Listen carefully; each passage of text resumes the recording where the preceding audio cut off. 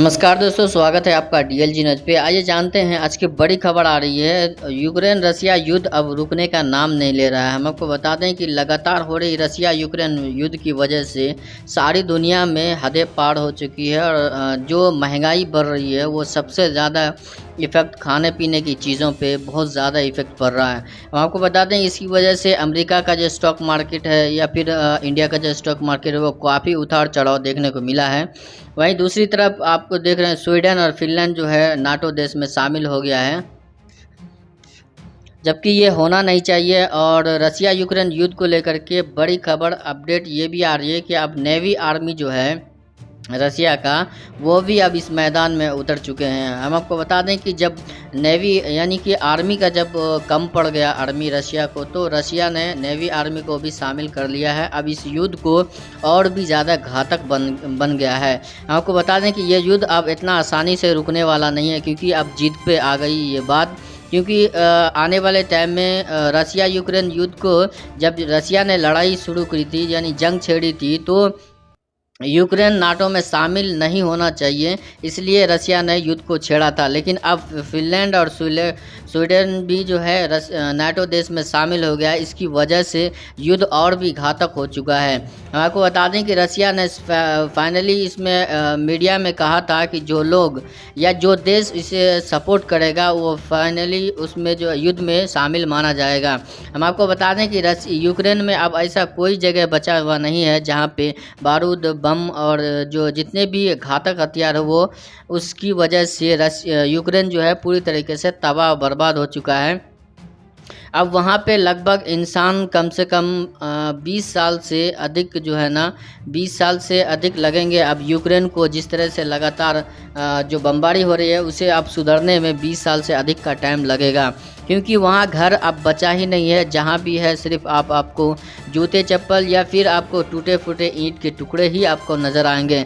हम आपको बता दें, याद है आपको इराक का जो लड़ाई हुआ था, आपको इसी तरीक़ा का लड़ाई था। लेकिन इराक में भी अब तक इंसान बसने का जो है ख्वाब, जो इंसान बचने का और उसमें रहने का जो बसने का जो इराक का ख्वाब था, और लोग जो इराकी थे वो सभी इराक छोड़ के भाग चुके थे। अब वही यूक्रेन में हो रहा है। जो भी यूक्रेन का जो बंदा है वो सभी यूक्रेन छोड़ करके आस पास के देशों में शरण ले रहा है। हम आपको बता दें कि यूक्रेन में लगभग अब तक 24 लाख से अधिक लोग वहां से पलायन कर चुके हैं यानी भाग चुके हैं। वहीं दूसरे तरफ जो है ब्रिटेन के प्राइम मिनिस्टर ने भी यूक्रेन का साथ देने के लिए कई जो है हथियार प्रोवाइड करा है यूक्रेन को।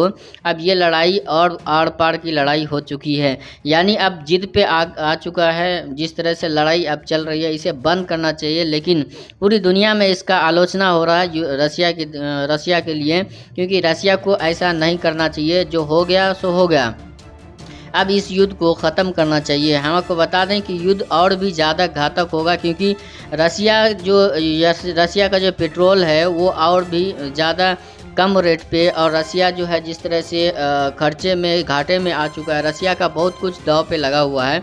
इस युद्ध में रसिया बहुत कुछ खो चुका है और आगे भी खोने के लिए अब कुछ बचा ही नहीं है। हम आपको बता दें कि रसिया अब इस युद्ध को और भी ज़्यादा घातक बनाने के लिए आर्मी कैंप का इस्तेमाल कर रहा है। अगली बड़ी खबर यूक्रेन से ही आ रहा है। यूक्रेन के प्राइम मिनिस्टर ने ज़ेलेंस्की ने कहा है कि युद्ध अब इतना आसानी से नहीं रुकेगा। जो मतलब गांव कस्बे कब्जा किया गया है, लगभग 14 किलोमीटर तक जो कस्बे को कब्ज़ा फिर से वापस कब्ज़े में ले लिया है। यूक्रेन के प्राइम मिनिस्टर ने कहा है कि इन्फॉर्मेशन देते हुए कहा है कि यूक्रेन अब जो है फिर से जो भी स्टेट जो भी कस्बे या गांव रसिया के कब्ज़े में गया था उन सभी से अभी छुड़ा लिया गया है, फिर से वापस कब्ज़े में ले लिया गया है।